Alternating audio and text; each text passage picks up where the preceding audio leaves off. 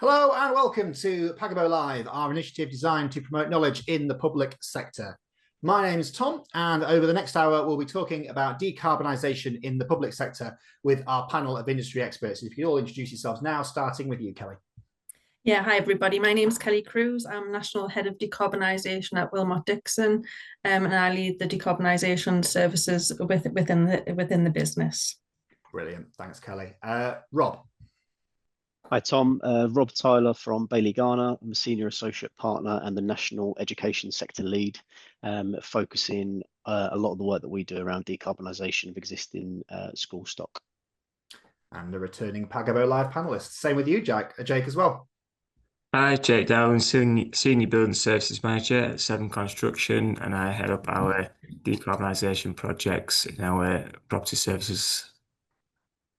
Brilliant. Well, thank you very much, all of you guys. So today's event is going to be based on the findings of Pagabo's recent white paper, Driving Decarbonisation in the Public Sector, which launched earlier today. The white paper was based on a survey that was undertaken early this year with a cross-section of respondents across the public sector. And there were nearly 150 unique organisations taking part, some of which will no doubt be watching on the call today.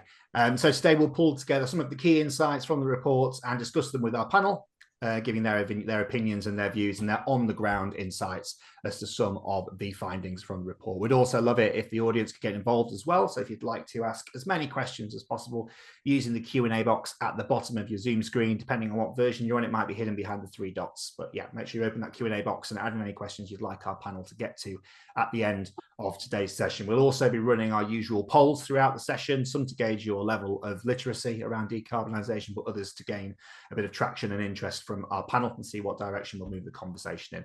So if we could fire out that first poll now, please, which is around your confidence in and knowledge around how to decarbonise the public sector estate. So 1 being not very confident and 4 being very confident. And what we'll do is we'll run this poll. If you're not familiar with Pagabo Live, we'll run this poll again at the end of the session. And then hopefully we'll see some growth there. So if we could give that another couple of seconds before we close that up. As I can still see there are votes coming in. Brilliant. So looking at that, we have around quite a few people down that lower end of understanding around decarbonising the public sector estate. So a nice blank canvas for you guys on the panel to help fill. So we'll move on then to our first question, which is based on some of the insight that we found within the white paper itself, which is that only 25% of the respondents believe that the UK's 81% emissions cut target by 2035 is achievable. So only a quarter of the people that responded thought that target is achievable. So that means the majority obviously believe not feasible within that time frame. So to put it to our panel, and we'll go to you on this one, Kelly, obviously with only a quarter of those people believing the target's achievable, what is it that's holding us back? And is that ambition actually realistic? It would suggest that maybe if 3/4 of people are saying it isn't, that we've got a bit of a problem there. Yeah, I think there's a number of streams to this response in terms of 2035 is potentially achievable, but there's a number of barriers that's preventing that kind of taking place. I think one of the key things that probably a lot of everybody online will probably relate to is the funding landscape and the availability of funding to be able to deliver the size and scale of retrofit and decarbonisation work that's required to get to the 2035 target. So I think it's how we maximize different funding models that will allow us to do the kind of the work that's needed, both across the kind of bringing in the public sector funding. And I know there's been changes in that most recently where, you know, that was a significant help in terms of decarbonisation works. So I think we've got to start looking at it as a collaboration between the private and the public sector and how we can leverage a model that brings them two funding streams and that investment together through that way. And I think that's what's going to be able to allow us to progress towards the 2035 target. I think there's also an element of the skills gap and the training needs around the kind of industry and the growing infrastructure requirements that's necessary to support decarbonisation. So I think, again, it's that skills development, that training need and that awareness, both in terms of supply chain, but as well as within internal businesses. A lot of the questions that we do get asked is, where do you start on this path? how do we know how we're going to get to 2035 when we don't necessarily know what our start point is? So I think having a very clear strategy and having some very clear data at the front end will allow you to be able to develop a clear pathway and strategy towards your target. So I think, in summary, funding is definitely one of the biggest challenges. Skills gaps in supply chain is another thing, and the need to kind of provide that additional skills development with across the industry. And then I think there's that the new technologies coming through. I think a lot of people are unfamiliar with them and don't know which ones and which solutions to go for. So I think getting kind of that awareness and understanding from those in the market that do understand it, to be able to advise and allow you to make the right informed decisions, that will help us get to that target. But it's going to be a challenge, but it's not unachievable. It's a challenge. And that lack of understanding that you mentioned there, or maybe just not quite knowing where to start, and that's probably reflected with that first poll that we did with 2/3 of people down in that bottom area of confidence within decarbonisation. You also mentioned funding, certainly not the last time that we'll speak about that during today's webinar. So move on to the next insight that we've got, and I'd quite like all of you guys to chip in on as well as possible. So we've seen from the report that 59% of respondents had net zero strategies but face barriers, and only 17% fully embrace all of the opportunities that are available, with only 16% feeling very confident about the progress they've made in the past year. And obviously with the targets that we have every year does count. So the question being, we'll put this to you first, Jake, but as I say, really quite like to get everyone on the panel's view on this, is obviously we see those strategies in place, but real world delivery remains limited and remains a huge challenge. What's missing between the ambition and the action within the public sector?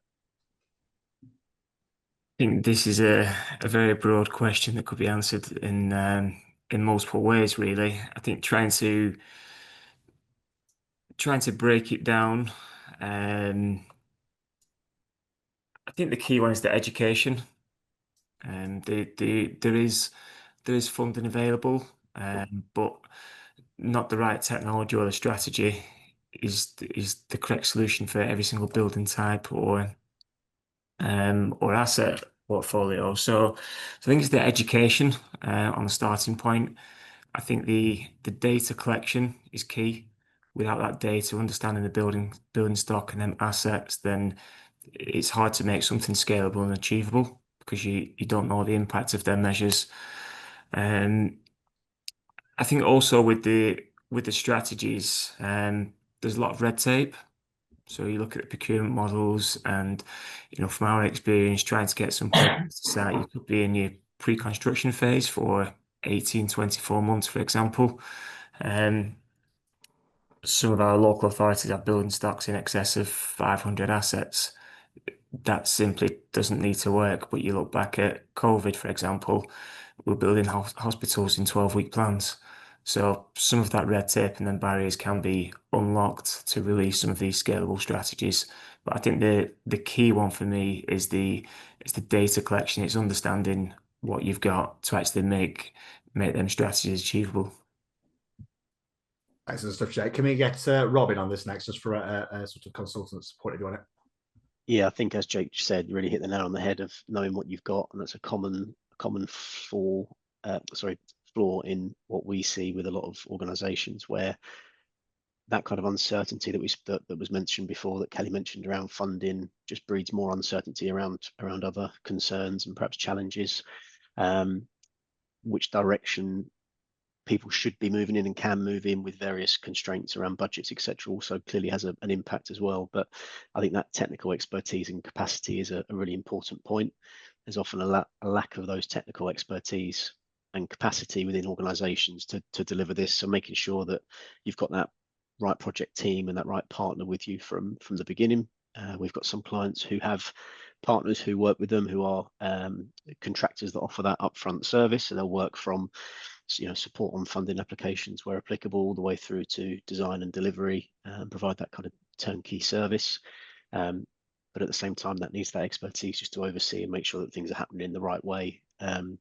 But I think coordination and collaboration as well within organisations, making sure actually it's aligned to the objectives of the organisation.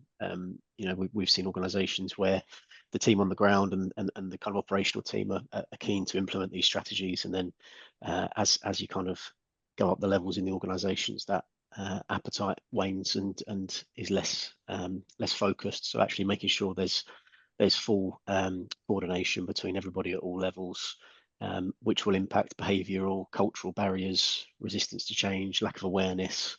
I think they're all factors that will impact the implementation and that change between ambition and action, and building a culture that supports sustainability in everything, not necessarily just our buildings, but how we use our buildings and how we engage with our stakeholders. I think that's a really important point.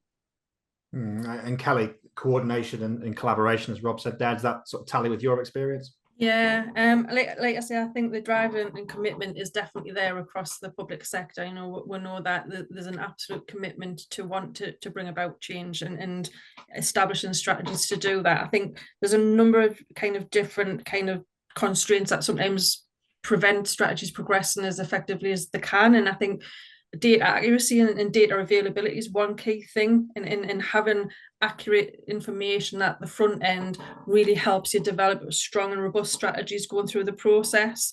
And what we find a lot of the time is getting the initial data, it doesn't necessarily come in the form that it needs to come in, or it's got gaps in it, so therefore you can't get a true understanding of what the buildings are telling you.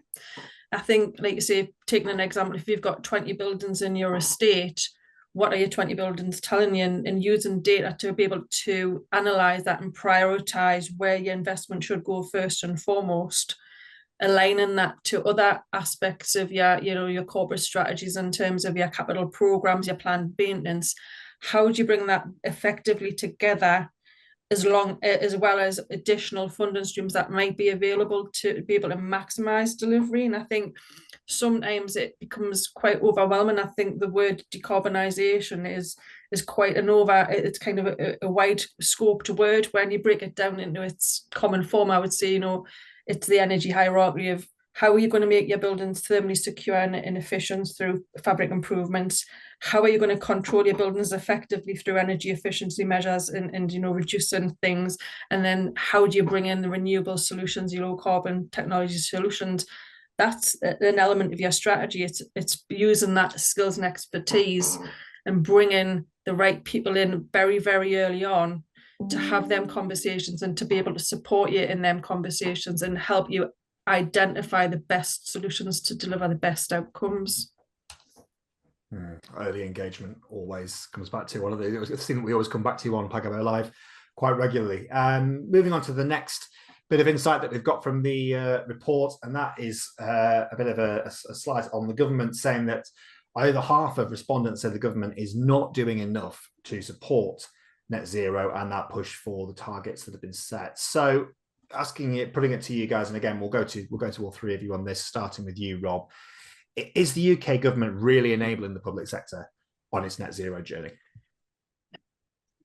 I think not quite. I think there's steps in the right direction with initiatives and some areas where hubs are being brought together. The net zero hubs have been a really useful tool for people, I think. That provides support in offering that strategic and technical guidance to get yourselves ready for that decarbonisation journey. I think the biggest challenge around enabling that, quite simply, yet again, is funding. I think if that's the biggest challenge, you can't enable this without that funding being in place, without the infrastructure being ready for it and support for that investment. So I think there needs to be more around knowledge sharing and upskilling across organisations as well. And I think it's too siloed at the moment in some areas. And I think more needs to be done to try and pull all that together. But I think there is still a lack of support. Again, the funding gaps, hurdles on the application process where there is funding, that confidence piece as well. And that knowledge and upskilling for organisations is still a very daunting task for a lot of organisations, and rightly so, because it's significant investment. So I think there is definitely more that needs to be done. And Kelly, your view on this, is the government really enabling the public sector in this net zero journey? I think I probably sit alongside what Rob's saying there. I think there's elements that is progressing and we're seeing things happening. But it does default always back to that kind of, we need the investment to make it happen. I think obviously there's the recent kind of, infrastructure strategy. You've got the Great British energy strategy coming through. You've got different strategies coming through which underpin how we're going to deliver this change.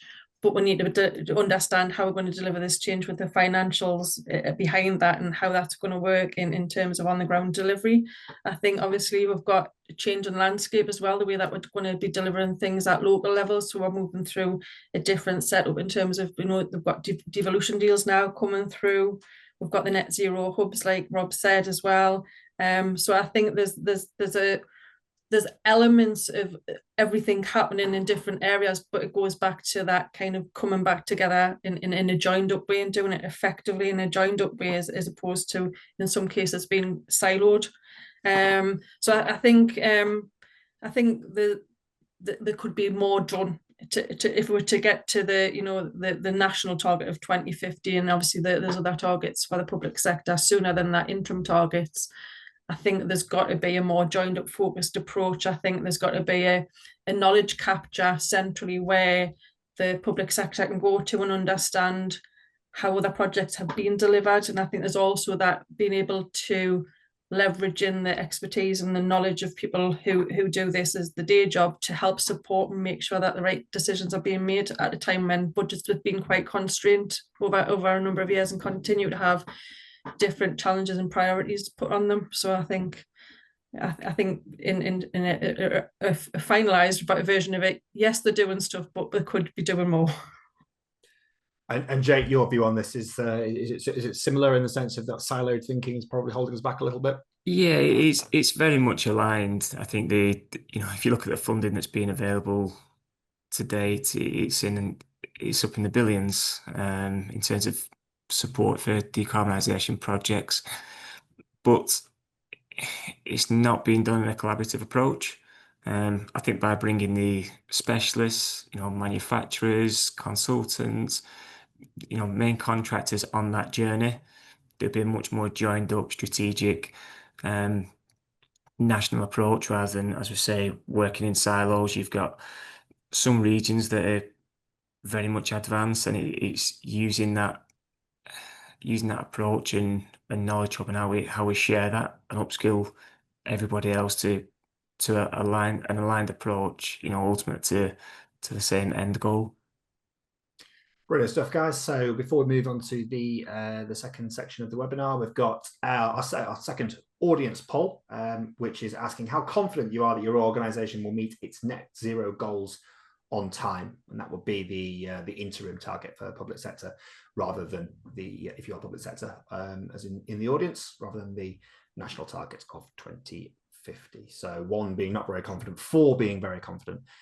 And just a reminder while we're taking those votes in that you can download the white paper that we're talking about here if you go to pagabo.co.uk, and you should be able to find it there under driving decarbonisation in the public sector. You should be able to download it and get all of the insights that we're talking about today, as well as a few more as well. Okay, so we can close that poll now, please. So looking at that again, we've got a lot of people in that middle, not many people particularly confident or very confident about their organisation reaching it, but fortunately not too many right down at the bottom saying they're not confident at all. So interesting numbers there around 75, 76% in that middle section there is suggests that progress has been made, but maybe not at the speed everybody would like it to be being made. So going on to our next insight, and we've mentioned it a couple of times already today, so it's no surprise to see that the top challenge that people have responded with on the survey, remember more than 150 organisations were involved in this survey.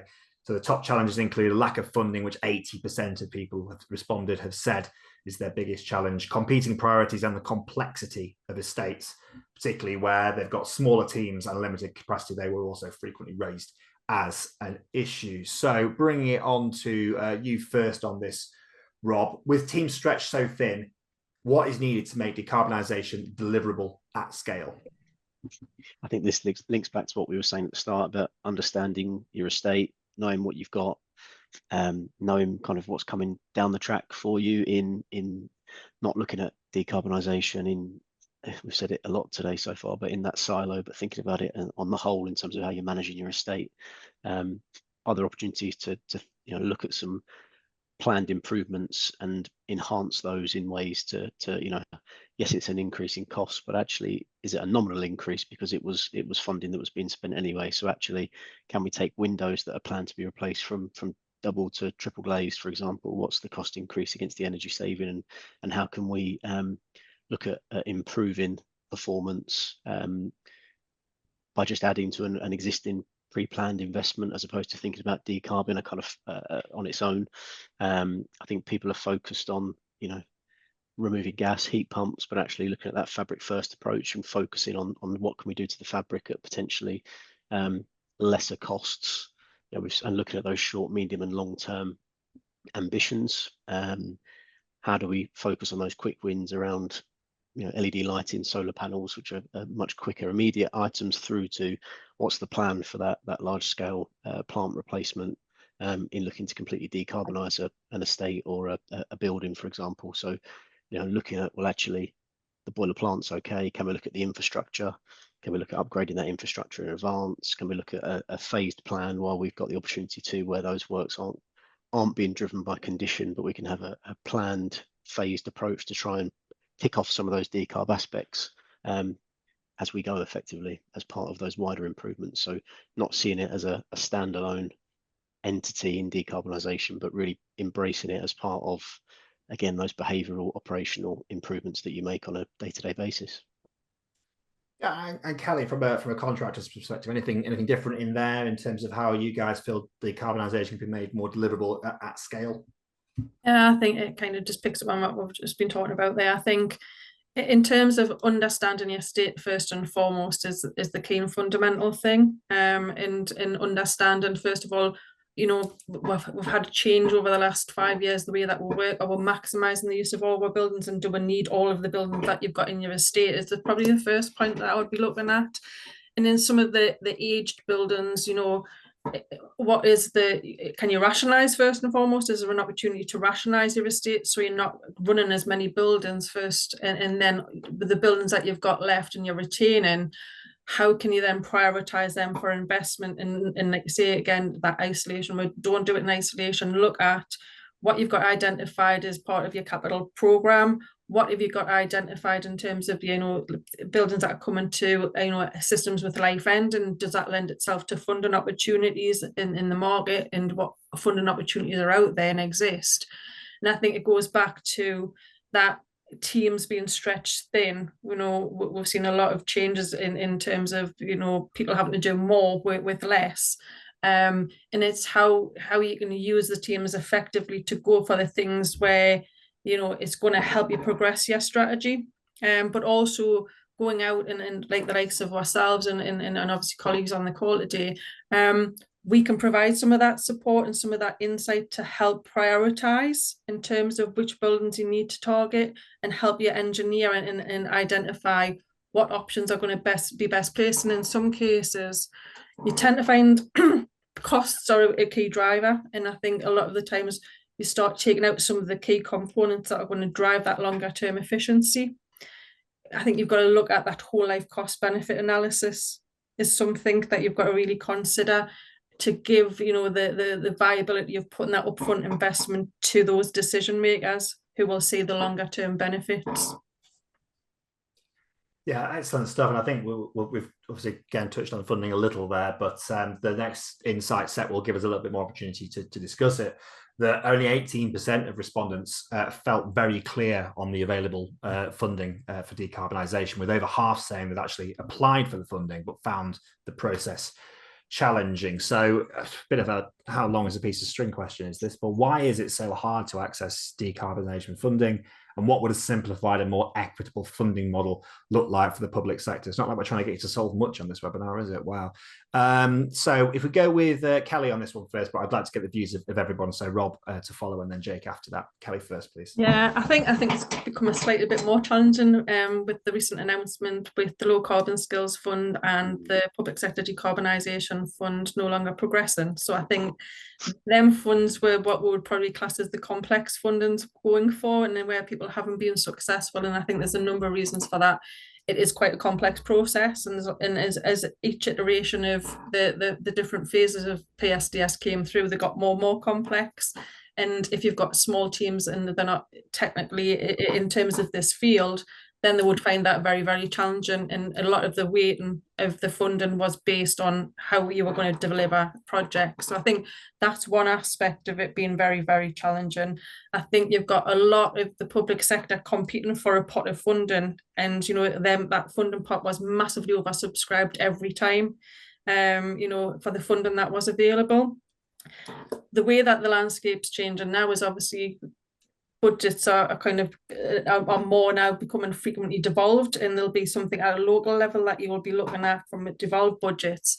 But there's other funding solutions that are out there, such as the heat network funding, and there is different funding streams that you can still go through where you've got listed in heritage buildings as well. So it's just understanding what funding is available and how does that align to the buildings that you're working on, and where does it align with in terms of, can you free up some of your capital program and replace that with funding opportunities, so then you can free up some of that capital to go into other areas that don't meet funding criteria. So I think, again, from a government point of view, they've got to make it less complex for any future, and they have said that they're going to be looking at how they're going to continue with the public sector and supporting them in terms of decarbonisation. But I think they've got to take it into a place that they remove some of the tight time constraints in terms of delivery that made it very difficult to deliver robust projects, and give you the time with the application process to get a true cost plan and a program delivery plan pulled together. So I think, given the time to be able to deliver schemes over a longer period of time, and to make it less complex in terms of submission, but being very clear about key criteria of what's needed to demonstrate outputs. Yeah, Rob, hard to deliver these projects on a tight timescales with those stretched small teams that everybody's mentioned in their responses. So how do you square the circle there? Yeah, and I think that just leads to probably to more challenges around actually then delivering that with the right team that we've spoken about, and leading to capacity and potential issues there. Everybody's trying to deliver the same thing in the same amount of time. That just places me even more challenges, not only on consultants and contractors, but manufacturers and lead-in times, and it's it all just goes into the mix, really. But I think that complex application process, the high level of competition that Kelly mentioned, is really the key things. And I think for some there's probably a lack of awareness and clarity on those funding streams and how to go about it. I mean, I'm a relatively technical person, but a building surveyor by background. I open some of those forms before our sustainability team look at it, and it's just straight over my head. So actually, for people with zero experience, it must just put people off. So that will then deter people from going for it as well. So I think that streamlined application process Kelly mentioned absolutely is a must. I think Kelly and I and Jake even has mentioned around having that centralized hub of information. That knowledge sharing has got to happen, that people can learn from experiences and where things haven't worked. There's regular publications around success stories from these various funding streams, but actually when does it not perhaps go as well, and where we could learn more from, I think is really, really important. Not to be scared of those, but actually to embrace that and build on how we can improve it in the future. So yeah. And Jake, I don't suppose you've got a simplified and more equitable funding model up your sleeve, have you? No, not really. I wish I did. I think just to try and add to what Rob and Kelly have already, explained on that, is I think the government can do more in terms of it's the small teams that are finding the challenge. If you've not got the right strategic partners, the specialists who have their knowledge and experience of, well, actually, can we do a digital model for this building? We do, we can go and we don't have the building stock information, but we can go and we can do the condition reports. We can feed in the right information. We can demonstrate the carbon output of these projects, or the carbon saving per square meter per pound. We can do other things. We can map it out on a program. Say, yes, this is deliverable at this scale. But when you look at a much smaller, you look at the small teams that are looking at this, that potentially don't have that that capital to bring them teams in to, potentially not be successful on a bid, or don't have them partnerships with people at level. Could the government do more in terms of a simplified model that actually them specialists are already engaged as part of the application process, rather than going through all that process to then try and find a partner through a procurement model? Can it be flipped on its head that actually, partner with these people and apply for your funding and enter it that way? So it's just trying to come at it at a slightly different approach that's not already been covered. Yeah, it's certainly something that's required given the sort of the volume of responses that were saying how difficult they were finding it, even those with larger teams. So just before we move on to the next insight, a reminder that the audience can get your questions in for a Q&A. We're about halfway through the session now, so if you could start to put any questions that you'd like our panel to answer at the end, if you could pop them in the Q&A box, we'll make sure we do our very best to get to them during today's session. So moving on to that next insight. 75% of people that were surveyed said that price takes precedent over decarbonisation in procurement decisions. I think we always have the cost versus value conversation around this. Sustainable procurement is strongly considered by only 30% of people that were polled for this. So we'll go to you first on this one, Jake, because I appreciate you've been last on a couple of these. So we know that the right procurement approach can drive net zero progress, but do public sector teams have the tools, the data, and the partners to do this effectively? And I guess that kind of feeds onto what you've just said as well around having those partners involved early. I think the answer is yes. Cost always is a factor and the driver in all projects. It'd be very naive of us to think otherwise. I think until carbon becomes a commodity, or there's more incentives or drive from the government to look at a potentially different approach, then it will always form that way. Traditional projects, there will be a client scope and a brief, and this is a challenge, as a contractor, when you're only getting engaged at stage 3, stage 4, that brief and budget has already been set, so it's hard to then influence it. So I think early collaboration and a different approach. So it's not, when you look at decarbonising your estates, you can't look at it like a traditional construction project. I think, as Kelly and Rob have both touched on earlier, looking at sustainable engineering rather than value of vandal engineering, and just seeing what is the long-term impact of these. A pound saved now is not always a pound saved in the future. Yeah, very good way of phrasing that. Kelly, your thoughts on this? Do these public sector teams have those tools and the partners to do this effectively when we talk about driving net zero? I think it really backs exactly what Jake was saying around having that early engagement. I think when we do see a lot of projects coming through, they are around stage 3, stage 4, and a lot of the technologies have been identified and costed. Some of the solutions have been identified and costed, but there's other factors that sometimes get missed in terms of capacity upgrade requirements, infrastructure stuff that you've got to really bring into the fold to make some of the new sustainable solutions work. And I think a lot of the times when you get to that stage, that cost element starts you start having to take the key things out that are going to get you towards decarbonisation, because you're trying to stay within the budget that you've gone out in terms of procurement with. So I think having that early engagement allows you to work collaboratively with the expertise across the market, who will kind of be able to advise you on the solutions, the longer term benefits of the solutions. And what you've got to remember is, a lot of the time you're retrofitting onto an existing building, so you've got to understand how does that internal kind of setup of the building work with the new solutions that you're bringing into the building as well. So you've got to take that overall position and understanding. I think by having that early engagement, you get a better cost position, and you get a better program position. And a lot of the times the buildings that you do work on are buildings that are in live environments, so we've got to take that into consideration. And I think that whole life cost benefit is exactly what Jake said, is you may be saving a few pounds now, but in the longer term, what are you saving, and what is the landscape going to be like in 10, 15, 20 years time when we're getting closer to targets? Will there be additional taxes put on in terms of carbon tax that's going to inflate the price of energy? So it's looking at all of these different components to kind of really justify the actual benefits of putting that additional upfront capital in at the front end.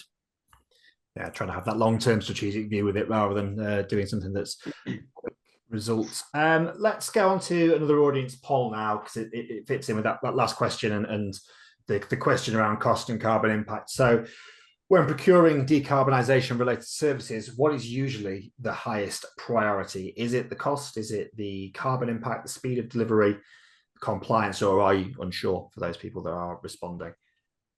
And already there's a fairly clear leader on this, and it won't surprise anyone to know what it is when we get to the conclusion of this poll. Just a reminder again that if you'd like to enter any questions for our panel, you can put them in the Q&A section, and we'll do our very best to get to those. If you find that Q&A section at the bottom of your screen or hidden behind the 3 dots if you're using a tablet. Okay, so they close that poll now, and it's fairly unanimous that around 70% of people have said that cost is the number one priority when it comes to procuring decarbonisation services. Around 10% saying carbon impact and 10% saying compliance, but generally I think there's a fairly clear win in the cost column, which is always interesting, but not always particularly surprising. So the next bit of insight that we've got from the white paper is that the most common measures that people are implementing in terms of decarbonisation are lighting upgrades and solar panels. So we mentioned them a little bit earlier as those quick wins and those potentially the low hanging fruit there. With those more complex interventions, the heat pumps and the fabric upgrades falling behind. So we'll go to you first on this one, Rob, but also get your view on it, Jake. How do we best tackle those deeper decarbonisation challenges, such as estate retrofit and heating infrastructure? How can we start to reframe those as the things that do really need to be done if we are to hit these targets?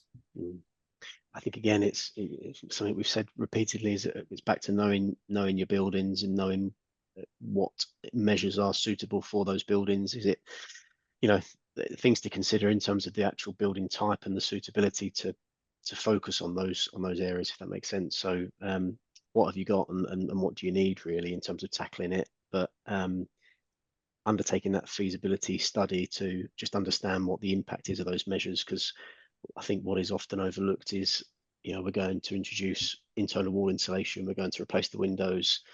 It's great, makes the building much more thermally efficient, but actually, are you creating more problems there by actually sealing the building, so leading to overheating issues and a lack of fresh air, etc. So then automatically that adds on additional costs and additional complexities of having to add in solutions there to bring in some form of ventilation that adds to the cost. So I think again, for a lot of instances, it's not understanding what you've got to be able to tackle it in the right way and go about some of those deeper elements of work. I think a common misconception is that low carbon is low cost, and it's not. I think it's going about things in the right way. That fabric first approach has got to be the focus first, but just bearing in mind, as I say, the implication of what that measure will do to the rest of the building performance. Like I say, spending £100,000 on internal wall insulation is great, but if you then got to spend another £70,000 on a MVHR system, well, is that still going to give us the cost benefit as well as the overall goal clearly of improving the building performance? So really, again, knowing what you've got and knowing what you want out of it. We've been trying to really focus on, without that funding there that Kelly mentioned, there's no low carbon skill fund to pay for organisations like ourselves to do those plans. Why would we go to our clients to ask for significant fees effectively to develop a plan on a building that might not work? So actually making sure that up front, can we do a more simplistic review of the stock first to know what we're looking at and make sure we're focused on the right buildings before we dive into that digital twin and that detailed plan of, okay, let's look at the whole stock and the whole estate. Well, actually, that's the wrong approach. Let's take a holistic view first and cherry pick the ones where we think we're going to add the most value and have the biggest benefit for us, so that we're focused on the right things. That then gives us more latitude to focus on those more significant investments. Yeah, and Jake, from your experience, does that sort of tally in terms of the best ways to tackle those deeper challenges? Yeah, we've had a few case studies now where we've worked on multiple asset portfolios now, and I think that, as Rob says, that is the key. It's a common theme through here. Understanding the building stocks. The first step is condition surveys, collating the existing data, building up that holistic or that helicopter view of actually what is the estate and what's the condition. So where's which buildings are your highest energy usage for gas, electricity, which are costing you, you know, which have high reactive maintenance cost? Is it because them assets are coming to end of life? Is it because the occupants are not operating them correctly? All them sort of factors that you build a clear view of what your estate's doing. And then you can create your real strategic approach. From that, you can identify your key buildings where you'll get the biggest impact. But to make that tangible and actually make an educated decision on the impact of what you're doing, you then create a digital model of them buildings. So if you've got, whatever the percentage of that building stock that you said, these are the the assets that we will focus on for the initial works. We'll create a digital model for them buildings so we can understand the impact of every option. So now that we've got the age, condition of the building, energy usage, all the life expectancy, condition of the kit, build that model in its current condition, simulate how that will perform, and then we'll start to create various optioneering, almost in a simplified way, like a shopping list of things that you can do, whether it's insulation upgrades, window replacements, Rob's touched on it before, double glazing to triple glazing. And we can sit down with a client then and say, what is your goal? What is your ultimate goal? Is it to have a building that's operational? Is it to get you on your journey to net zero? Or is it ultimately, achieving net zero? Because depending what your goal is will depend on how we strategically approach this. At that point, then, for example, we've had buildings where increasing the insulation or we're doing building fabric upgrades to have a 1% improvement on energy efficiency, but could cost you in excess of £500,000. But depending on your driver, budget available, all them other sort of factors, we can't give you the optimal solution without going through that optioneering process. But by digitally simulating it, looking at existing weather data, all them sort of things, you get an accurate indicator of what them outputs will be from the project. Yeah, super stuff, and yeah, some good suggestions there in how we can actually tackle some of those deeper challenges. Next bit of insight from the report is that there were flagged a lack of senior leadership buy-in and the skills shortages. We mentioned those quite a bit early on, the skills gap that exists, particularly in the public sector. And it says here, especially in the blue light services and smaller authorities where those skills shortages are more acute. So we'll go to you first in this one, Kelly, but I'll bring you in on this as well, Rob. What role should leadership and cross-sector collaboration play in speeding up progress? Yeah, I think that leadership's kind of a fundamental part of this, because at the end of the day, they're ultimately making the final decision on the investment in the projects that do go forward. So I think it's, again, having that insight and understanding in terms of which buildings you need to tackle and the benefits that delivers to the organisation in terms of, does it deliver energy efficiency improvements? Does it deliver carbon emission reductions? How is it aligning to your wider organisational strategy?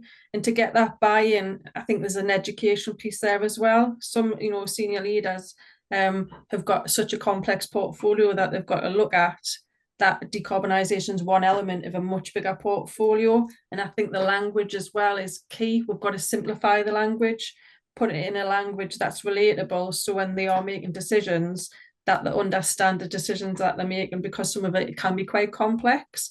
So I think getting that buy-in and that drive from the upfront and understanding how it aligns to the wider business objectives, delivery objectives, whether you've got climate change emergency obligations, whether you've got, your national strategies or your local strategies. I think kind of having that top-down approach will then really let people understand that this has been driven from the front in terms of a step change and how we're going to become net zero. So, and Rob, onto you on this, the role of leadership and cross-sector collaboration within the process. Oh, Rob, you're on mute. Apologies. I think the leadership piece, links to them. The leaders are setting the tone really for this for organisations. So having that kind of strategic vision and that culture shift into decarbonisation and sustainability, and having the right people there in the team, and championing people to drive it through the organisation, and celebrating success.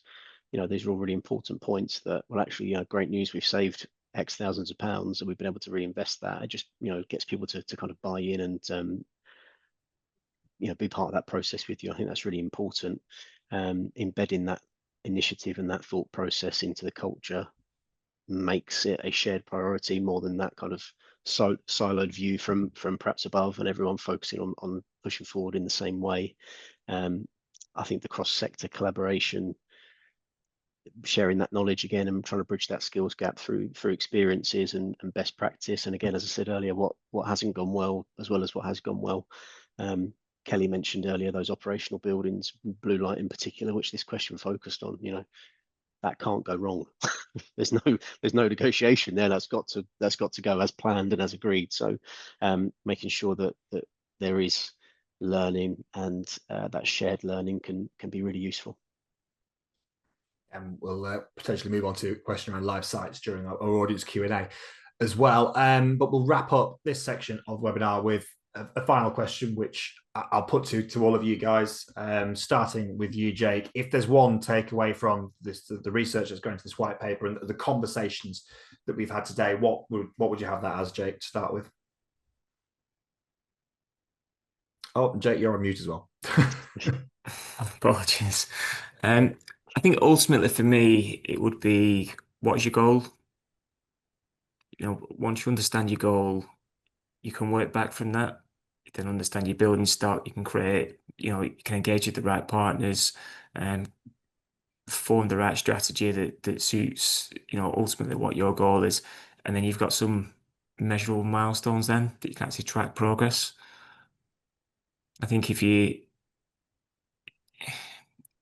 look at it slightly differently, once you understand your goal, you can then think, well, what is the cost of doing nothing? I think Kelly touched on it before. Within your assets, there will be things that are nearing end of life or need life cycle replacement anyway at that point. So just by continuing for the next 5-10 years, changing them like for like, you're spending a large amount of capital without actually being any closer to your net zero targets. So I think if you understand your goal, you can work back from that point. Excellent. Thanks, Jake. Kelly, your one takeaway from this research and the conversations today? I think collaboration, early engagement, and working effectively together. I think everybody's doing it, but we're not doing it in a joined up in an efficient way. And I think by being more collaborative in our approach, engaging with key stakeholders early, and sharing and learning from past experiences, things that do go well, but is exactly what Rob said. There's a lot of times that when things don't go well, there's a kind of bit of a blanket put over it, so nobody gets to know about it. We don't take the learning from that, therefore the same kind of issue happens again and again and again. And I think we've just got to be a little bit bold and brave to say, these are new technologies. Somebody's going to try it for the first time and it might not work exactly the way that we anticipated it to the first time, but we're going to take a learning from it. We're not going to hide the fact that it hasn't worked very well the first time. We're going to take that learning and share it with others, so we can actually get to a point where the next time we do it, we're getting better and better and better, and we're driving that efficiency going forward. So I just think, know your stock, data, clear, accurate data, and getting that insight into your data first and foremost. Your building surveys, your structural surveys. If you're going to put PV on roof, is your roof condition suitable to actually take that additional load bearing onto the roof? Can you position, if you're going to go for air source heat pumps, have you got a location that you can put the air source heat pump? All of these things that sometimes get often missed off. And it's a bit of a roadmap, isn't it? It's really starting off with where is your start point, and you know what your end point is because you've got a target to get to. It's the bits in the middle, and by working collaboratively together, bringing the right people in at the right time will help that more of a seamless process work efficiently. Excellent. And Rob, finally from you, one takeaway from today and from the research that Pagabo have done. I think the really interesting piece on the research is I suppose that people side of how this impacts everything, in terms of the key takeaway being that lack of confidence, low confidence, lack of readiness, concern around complex estates and the costs that are connected to that. So really echoing what the guys have said, but surrounding yourself with the right people and that right team, know where you need that support and how that can be focused, and importantly, driving a solution that suits you and what you want and is tailored to what you need. I mean, not just the way that your chosen contractor or consultant does it, but actually making sure that your views are known, your objectives are very clear, and the solution that you are left with is what you want. And that sounds like a really obvious thing to say, but making sure it's not driven by those that are there meant to help you. It's driven by you, and that's a really important part of this, because it's your buildings, and I think that will help to build that confidence in kind of decarbonisation generally, but also implementing a cost-effective, hopefully, solution to help you to manage that estate and that those complex aspects in the best possible way, and feel ready for it. So, well, thank you very much to the three of you. Your work here isn't quite done, but my grilling of you certainly is. We'll go straight to our final audience poll now, which is a repetition of the one we saw at the start of the webinar. How confident are you now in your knowledge on how to decarbonise a public sector estate? Just a reminder that there was 2/3 of people were in the low confidence area. So this is where the panel gets judged on how good a job they've done today in spreading some public sector knowledge. Just have another couple of moments on that poll, please, before we go into our audience Q&A. Reminder again about the audience Q&A. If you'd like to get your question to the team, we may have time for one more beyond what we've already got in there. But if you get that in now using the Q&A box at the bottom of your Zoom screen. Super. So looking at that poll, we've got a really good section there of people that have improved to feeling that they're very confident, which is always nice to see, and also those that are pretty confident as well. So good set of movement there. Good work by the panel, and it's time now to move into our audience Q&A. So what we'll start with is a question that's coming from Steve Rufus. Now, Steve has made a specific point about decarbonising an old school building stock, but I guess it can very much apply to all kind of live environments. So Steve has asked for advice and solutions for decarbonising this old school building stock, where they're looking at fabric improvement, installing heat pumps with large emitters, the issue being they need the time to carry out this type of work. Rob, in terms of, you mentioned sort of a blue light as well, carrying out work in live sites like this, what are the advice and solutions that you guys would give at Bailey Garner? Yeah, I think being schools focused, I feel your pain there, Steve, on the timescales, and that 6 weeks is never enough. But I think those upfront activities and that fabric first focus, maybe perhaps an obvious point to make, but the better your fabric works, the less demand and requirement there is on those heat sources, which can look to reduce those capital costs and running costs, but also some of those potentially more intricate elements of work around, installation of heating systems and emitters and pipe work. If we can reduce that demand, then we reduce potentially the need for emitters in certain areas, or the type of emitters, and focusing on the use of rooms, focusing on optimizing that heat source that can look at, as I say, potentially reducing number of rads and time of a project effectively. I think that's really, really important, that upfront focus. I think looking at phasing those works into those kind of manageable chunks across those holiday periods, and having that good plan up front and early focus on, okay, well, what can we do, and being quite open and with for example, Steve as a client, to be able to say, this is clearly more than 6 weeks, here's the approach, here's how we think we should do it, and making sure there's buy-in from everybody on that. A lot of people will be told what they want to hear, that, yeah, of course we can do that, no problem, but actually then it just leads to more problems down the track. So think about those phased works. Can we look at replacing the boiler plant before the heating comes on in October? So we don't just need our 6 weeks, we can take our boiler out and have it out of use till the end of October, really, when that heating system kicks in. Gives us a little bit more time. Can we look at after hours work and building that into any funding application to schedule that kind of noisy, disruptive work out of hours, and then even looking at something more I suppose drastic, if you like, of prefabricated plant rooms, something that's done off site. So actually it minimises the time for that work to be done on site, and hopefully minimises that disruption. But yeah, we've real focus on that upfront investment in time of making sure that there's a clear plan and a clear strategy to deliver it in the most effective way, because it can be done, and dare I say it can be done with students in this instance in occupation, as long as it's done in the right way and clearly with a focus on health and safety. So hopefully that's helped, Steve. Kelly, I can see you nodding along there. I know Wilmot Dixon do a lot of work in schools. Anything to add from your side? I think kind of Rob covered it. The key things is obviously, having that clear program established very early on and understanding what can be achieved within the time frames that you've got available, where you're going to cause less disruption. When you are working in live environments, obviously you've got to be mindful of how you can actually do that without affecting the actual delivery of the day. So again, they're the kind of key things at the front end, by having that early engagement, understanding that and getting a really clear, informed understanding of the type of work that needs to be delivered and how you can break that down. And again, obviously heating, one thing is you can do a lot of the kind of heating work in the summer months when the heating's not getting utilised. So you would prioritise them type of things as best as you can. And again, the more intrusive works, that's where you would look at trying to do that during the holiday periods, and trying to look at how you can align the different stages and phases of delivery to be able to do that with the minimal disruption. And that goes across all different types of estates. Schools are obviously key and fundamental, but you've got hospitals that operate 24/7. So it's being able to do this, it can be done.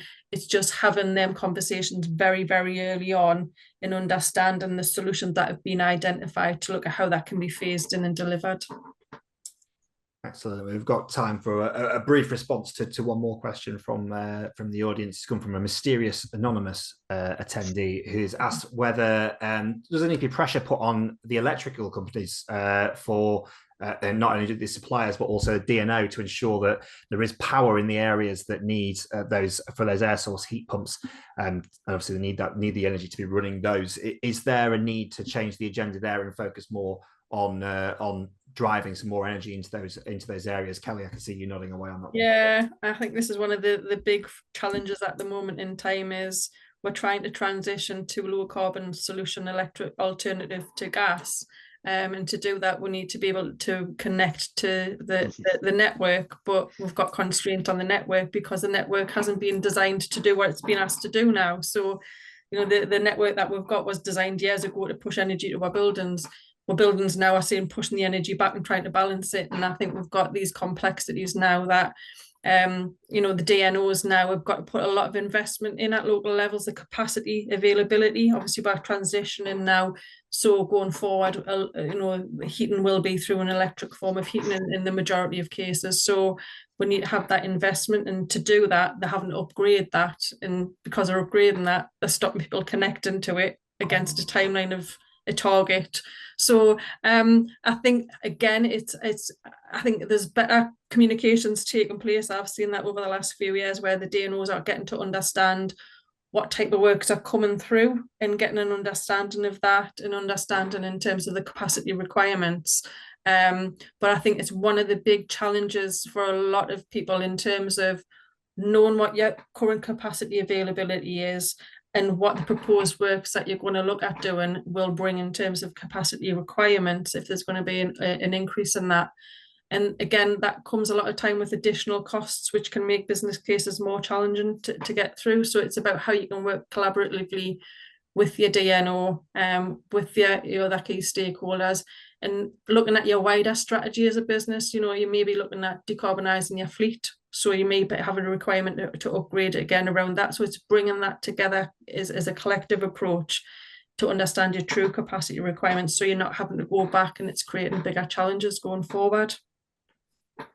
Brilliant stuff. Well, thank you very much to our panel today, to Kelly, to Rob, and to Jake. We've got one final audience poll while I do this outro. If you could fire that up, please, now. And just asking whether you'd be interested in hearing more about how procurement can help you meet your net zero targets and how you'd like that information. So feel free to respond away on that poll now. But that is unfortunately all we've got time for today. Thank you once again for all of you for tuning in. We've had nearly 100 people on today's webinar. joining the more than 2,000 people part of the Pagabo Live community, which you are all now part of, and you'll receive a link for any and all of our upcoming sessions. There's also a newsletter that goes out around a week after each of our Pagabo Live sessions, which will have a recording of this webinar in video and podcast form, as well as further insights from the team and from the panel that we've had here today. You'll also be able to claim a CPD credit for today's session. You'll be receiving an email from the Pagabo team in the coming days about how you can do that. Our next Pagabo Live is in a couple of weeks' time, Wednesday the 20th of August, where we'll be discussing procuring the future-ready estate. All left to be said is thank you all again for your attendance today, and we hope to see you again soon next time. Thank you very much.